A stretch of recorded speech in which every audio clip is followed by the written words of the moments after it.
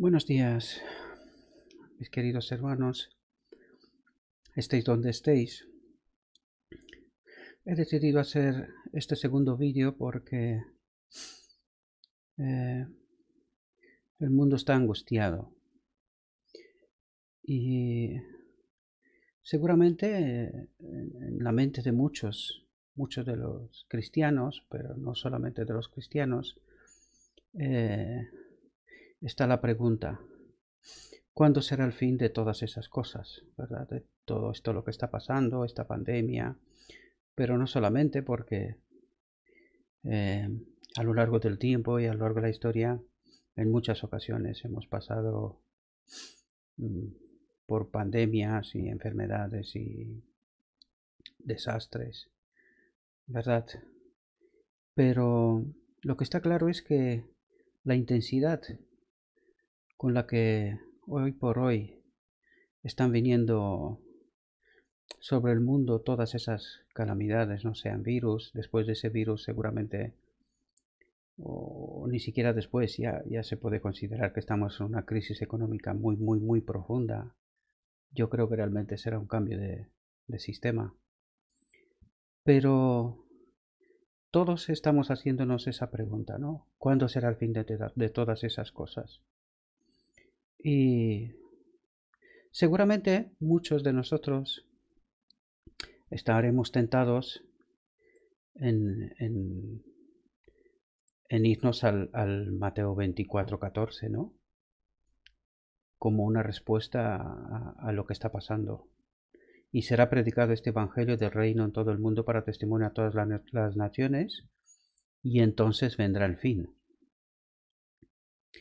Y es verdad, este es el primer paso en realidad, pero no puede ser este el paso definitivo, sino que debemos de entender en realidad qué significa predicar ese evangelio del reino en todo el mundo. Porque si solo simplemente hay que predicar el evangelio y que la gente sin más eh, acepte, se bautice, venga a la iglesia y con esto ya estaría todo, mm, yo creo que queda sin resolverse una cuestión que surge precisamente en Edén, después de la creación de Adán y Eva, ¿verdad? Eh, Ahí hay un problema y ese problema tiene que estar resuelto. Por lo tanto, si solamente sería predicar el Evangelio sin más, aunque quizás habría que explicar mucho mejor qué significa predicar este Evangelio, porque se entiende que debe haber un entendimiento. Estamos hablando del Evangelio, estamos hablando de todas las escrituras, ¿verdad? De todo lo que Dios está tratando de hacer para nosotros, para la humanidad. Por lo tanto, yo creo que eh, hay una respuesta mucho mejor preparada por Dios a través del espíritu de profecía que, que quizás no la tenemos en cuenta, y que esa cuestión sí resuelve el problema del Edén, ¿verdad? Y hay un texto en el espíritu de profecía, en Palabras de Vida del Gran Maestro, en la página 47. Os dejo la referencia para que vosotros también podáis estudiarlas. Y me voy de todo el texto, me voy a quedar con esta frase, ¿no? Que está subrayada y está en rojo. Cristo espera con un deseo anhelante la manifestación de sí mismo en su iglesia. Cuando el carácter de Cristo sea perfectamente reproducido en su pueblo, entonces vendrá Él para reclamarlos como suyos. Yo creo que ese texto sí que responde muy bien al dilema del Edén, al dilema del pecado, ¿verdad? Porque si entendemos muy bien ese texto y entendemos lo que ha pasado en Edén con Adán, tenemos una mayor comprensión de la resolución del pecado. Entendemos claramente que cuando Adán decide desconfiar de Dios y aceptar la propuesta de Satanás, ¿verdad? De creer que hay algo más, que Dios no le ha previsto a Adán y a Eva, que le esconde algo, que lo que Dios ha preparado para ellos es mejorable, pues Adán, al aceptar esa propuesta y pecar, en realidad, porque estamos hablando de desconfianza, Satanás siembra la duda y esa duda crea desconfianza en lo que Dios le había dicho hasta en aquel momento, pues ese pecado, esta desconfianza ha de ser arreglado, ¿verdad? Entonces, sabemos que cuando Adán pecó, Dios se retiró, ¿verdad? Él perdió la gloria que lo cubría y que en otro momento vamos a explicar en otros textos qué es lo que ha pasado en realidad en ese momento, ¿no? Porque no solamente que pierde el aspecto exterior, sino que con ese aspecto exterior era resultado de que estaba la plenitud del Espíritu Santo en él, ¿verdad? Entonces el Espíritu Santo y el pecado, como bien sabemos, no pueden habitar en el mismo espacio. Por lo tanto, el Espíritu Santo se retira y el hombre queda solo. Y Adán, cuando fue creado, reflejaba el carácter de su creador. Pero al retirarse el Espíritu Santo, él pierde esa característica. Es decir, Adán a partir de ese momento queda separado de Dios. Es decir, se queda sin la fuente de vida, en realidad. ¿Verdad? A partir de ese momento sabemos que Dios viene con una respuesta, Jesús concretamente, da una respuesta temporal, una solución temporal a esa situación, para que Adán no muera instantáneamente, ¿verdad? Sino que tenga su oportunidad de arrepentirse y de poder volver. Pero que para poder volver necesitamos de nuevo tener ese carácter de Cristo, necesitamos de nuevo esa conexión con Dios. Y eso quizás el cristianismo no entiende, que es necesario que el carácter de Dios sea reproducido en su pueblo y entonces sí que vendrá Él para reclamarlos. Pero ¿por qué solamente entonces? Son muchas preguntas que estoy haciendo apenas en un pequeño texto, pero es que ese pequeño texto esconde detrás de él toda una teología. Hay muchas preguntas y muchas respuestas. Si nos paramos a reflexionar y somos conocedores de las escrituras, ahí hay mucho detrás de ese texto. No es un simple texto, sino que es todo un evangelio detrás. Y cuanto antes entendemos cuál es el problema de la humanidad, cuál es el problema de Adán, voy sintetizando a la humanidad en primer Adán, el que ha caído, y en el segundo Adán, el que nos ha redimido, ¿verdad? Debemos entender que no podemos entrar en el reino de los cielos tal como quedó el primer Adán, sino que tenemos que seguir al segundo Adán. Él vino y hizo una obra que la dejó como ejemplo para nosotros. Son muchos textos que ahora me vienen en la mente, pero que sobre cada uno de esos textos vamos a hacer un pequeño análisis, una pequeña reflexión para que podamos entender qué es lo que se esconde detrás de ese texto, qué es el por qué se alarga tanto la venida del Señor. O es porque Él está esperando con deseo anhelante, nos dice el texto, la manifestación de sí mismo en su iglesia. Está esperando y preparando un pueblo para ese momento.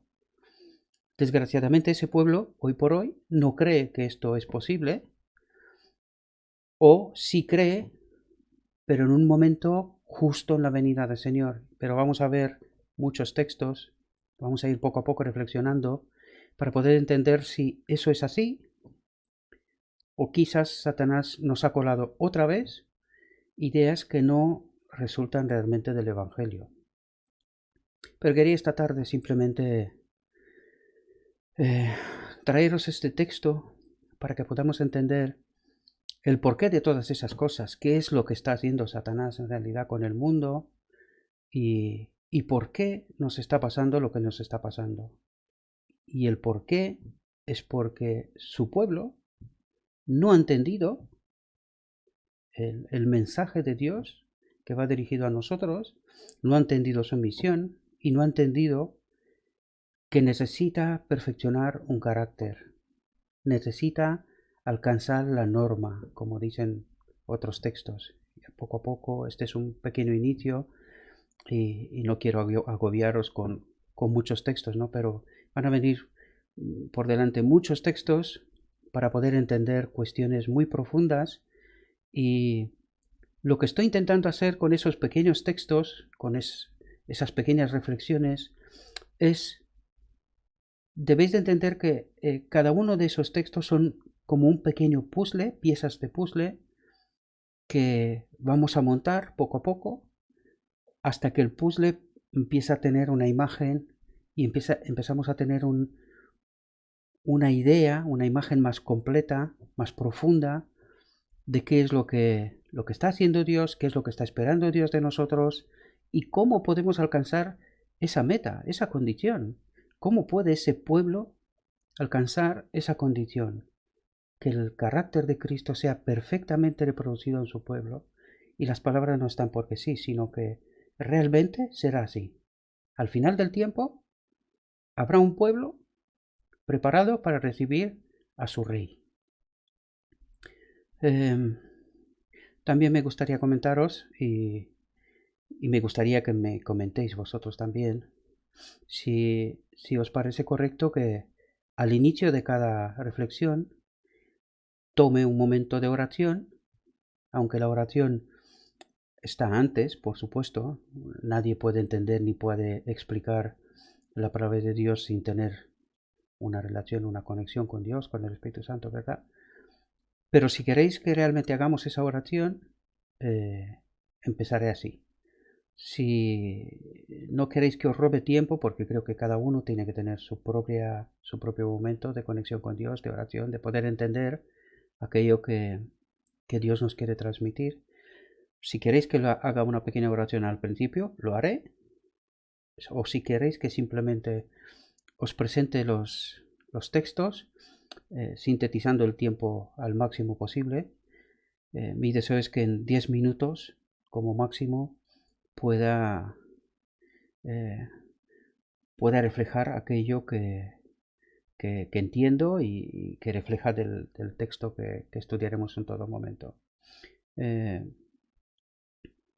Y espero que poco a poco mejoremos la técnica también. Ahora tengo que tener unos cascos porque con el micrófono que tiene la cámara pues no se escucha muy bien.